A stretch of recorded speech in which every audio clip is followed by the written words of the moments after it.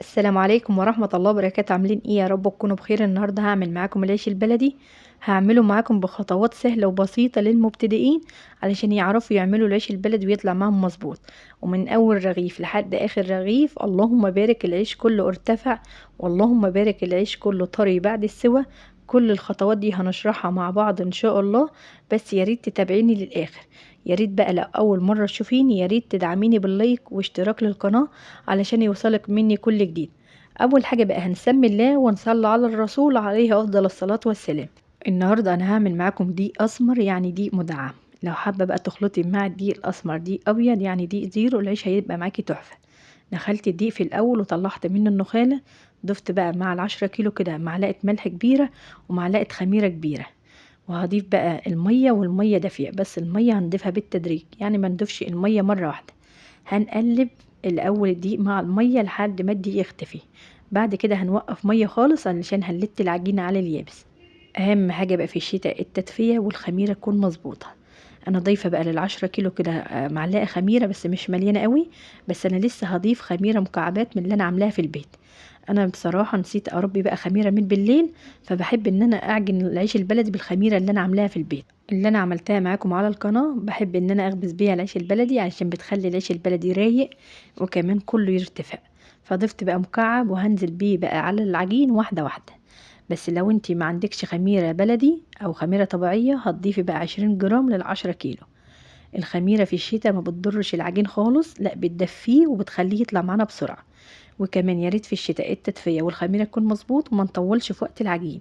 يعني نلم العجينة على طول والمية تكون دافية علشان خطوات الشتاء تختلف خالص عن الصيف. في الصيف ما بنكترش خميرة، ما بندفيش المية، بنعجن براحتنا. في الشتاء بنحاول على قد ما نقدر ان احنا ما نطولش في وقت العجين. وعلشان ما تطوليش في العجين يا ريت بقى تمشي على نفس خطوات العجين اللي انا بقولك عليها. يعني انزلي بالمية واحدة واحدة، ما تطريش العجينة كلها مرة واحدة في الاول. اعجنيها عجينة يابسة وبعد كده نحتاجت معاكي مية. انزلي واحدة واحدة، يعني هتنزلي بالمية لحد ما الدقيق يختفي. اول بقى ما الدقيق بيختفي بتوقفي مية بتلتيها الاول على اليابس. المية تكون دافية، لو بردت قومي سخنيها تاني. علشان المية لو بردت معاكي العجين هيبرد، هياخد معاكي وقت في الخمر. اهم حاجة التدفية واحنا بنعجن، وكمان بعد ما بنخلص خالص بندفيه. بعد كده بننزل بقى بالمية واحدة واحدة. وفي اول العجين كان بتتقطع معايا. لو لقيتي العجينة بتتقطع انت ماشية صح، ما تقلقيش علشان انت لسه بتطريها. بس كل ما تخدمي فيها كل ما العجينة ملمسها هينعم معاكي، وكمان هيكون ليها عرق. انا عايزاكي بقى تتعبي شوية في خطوات العجين علشان تلاقي النتيجة مظبوطة في الاخر. وعلشان تعرفيها مظبوطة ولا لا بتقطعي رغيف وحطيه بقى على العجين من فوق. لو سرح معاكي جامد يبقى كده العجينة طرية قوي، لو سرحت معاكي على بسيط يبقى كده العجينة مظبوطة في الوسط، ولو ما سرحتش خالص يبقى لسه العجينة يابسة.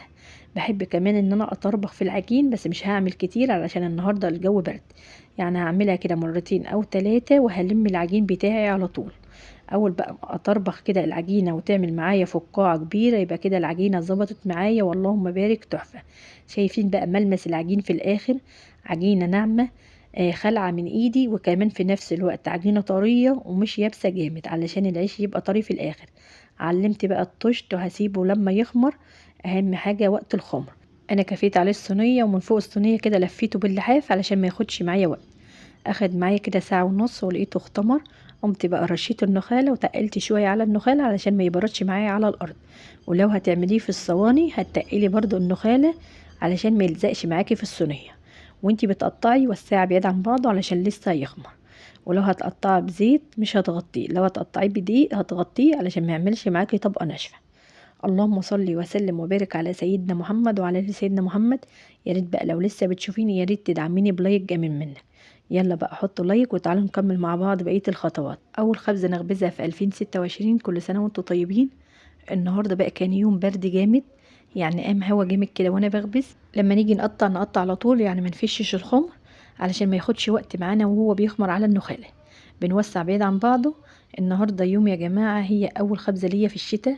اليوم كان برد يعني الهوا مقوم معايا كمان النخاله. زي ما انتوا شايفينها كده طايره قدام الكاميرا، يعني مش عارفه اصور كمان من النخاله. بس انا حاولت كمان ان انا اجيب لك لقطات، يعني الهوا كان هادي فيها.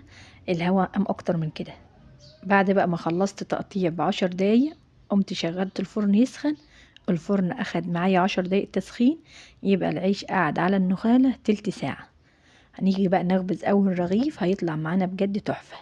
من اول رغيف هنعرف العجينة معانا مظبوطة والعيش منفض ولا لا. لو لقيناه فيه نفطة هنصبر بقى عليه شوية ونرجع نخبز. النفطة بتخلي سمك الرغيف من تحت تخين ومن فوق بتكون رقيق خالص. لو لقيتيه بقى كده هتصبري شوية وترجعي تخبزي. انا قمت بقى قفلت الشباك علشان مدخل هوا جامد وانا مش عارفة اصور منه.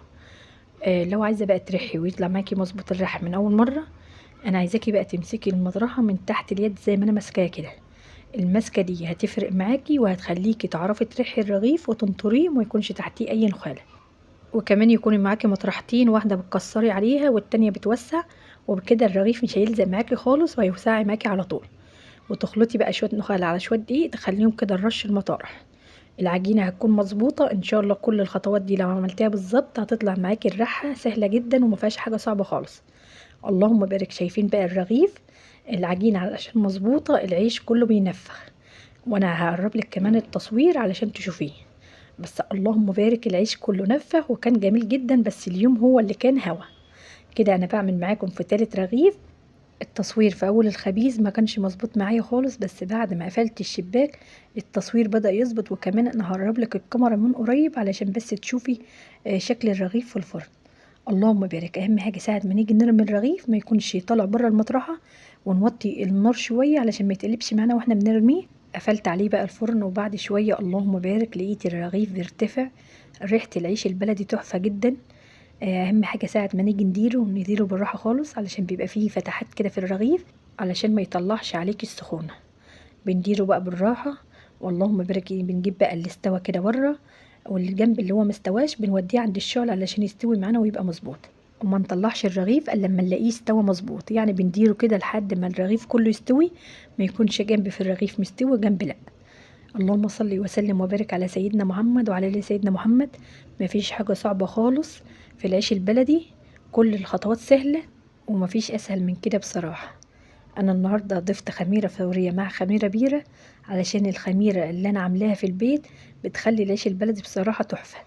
يعني بيرتفع وكمان بياخد راحته كده في الخم، وفي الخبيز وشه بيبقى رايق ما بيبقاش فيه نفط خالص. انا عايزاكي بقى تجربي الخميره الطبيعيه اللي هي ميه ودقيق اللي احنا عاملينها على القناه. بجد حلوه جدا للعيش البلدي ولاي معجنات، احلى بكتير من الخميره الفوريه. يعني انا ما ضفتش النهارده خميره فوريه الا حاجات بسيطه خالص علشان انا ما ربطش خميره بيره من بالليل.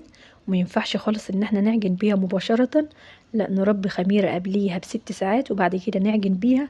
اللهم بارك. بتخلي بقى اي معجنات كده بنعملها بتبقى تحفه. شايفين بقى شكل الرغيف بيتكلم عن نفسه، مش محتاجه ان انا اتكلم عنه. العيش البلدي ما فيهوش حاجه صعبه خالص غير ان انت تظبطي العجينه وتسيبيه لما يخمر. هتيجي بقى تخبزي الكميه هتطلع معاكي تحفه. انا خلصت الكميه اللهم بارك. قطعت معايا كميه بجد تحفه. فرشت ملايه عجين وهسيبها لما تبرد واقطعها بقى والمها في اكياس وافرزها. بتمنى بقى ان يكون شرح بسيط، واتمنى ان تعملي بلايك واشتراك للقناه. استنيني